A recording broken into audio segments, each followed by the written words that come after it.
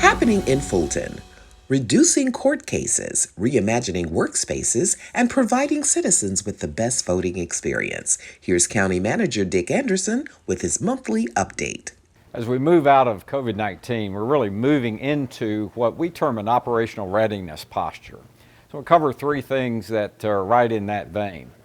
One of the most important initiatives coming out of the virus was the reduction in court cases that built over the course of 2 years. When our courts were closed, much of our general processes were disrupted.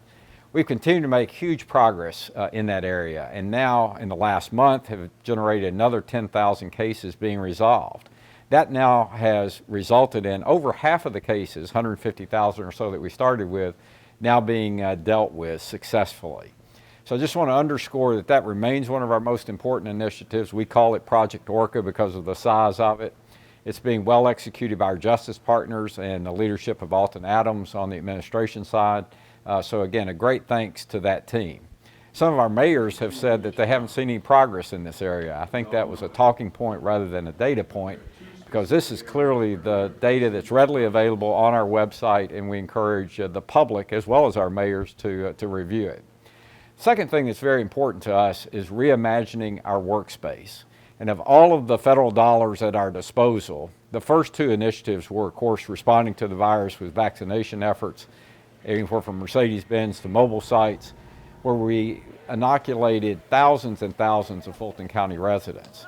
Fundamentally, everything that we learned during the virus in terms of how to communicate, collaborate, work from home, successfully come together when needed using technology, we're employing to completely redesign our current space at 141 Pryor to support all of our headquarters operations.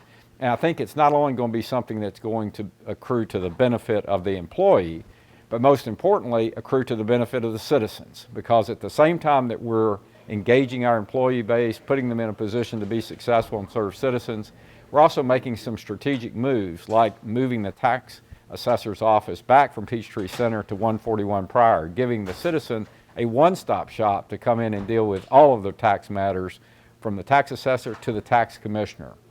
So we're excited about that. Again, it's going to be a new modern workspace that I think everyone will be proud of and will serve our citizens, employees for literally decades to come. Lastly, and certainly at the top of everyone's mind, is voting. And I say everyone's because often the eyes of the nation are on Georgia, but specifically on Fulton County. And I'm proud to say, as we start early voting, I think we've done a great job in preparation. We'll be opening 36 centers that are now fully functional. We've already seen record turnouts. In fact, the Atlanta paper is reporting twice the amount of folks turning out, and we're seeing that in Fulton County as in a typical midterm. And no glitches, which is always key. And by the way, that takes an enormous amount of leadership, effort, coordination across all elements of Fulton County government, but certainly specifically under the leadership of Nadine Williams, our interim director, and her board of registration and elections. So great kudos to them and encouragement to all of us to not only get out and vote, because it is the ultimate civic duty, but our desire is for you to see it as free and fair, but also a great customer experience where you're greeted, you're helped, and thanked as you go through our voting sites.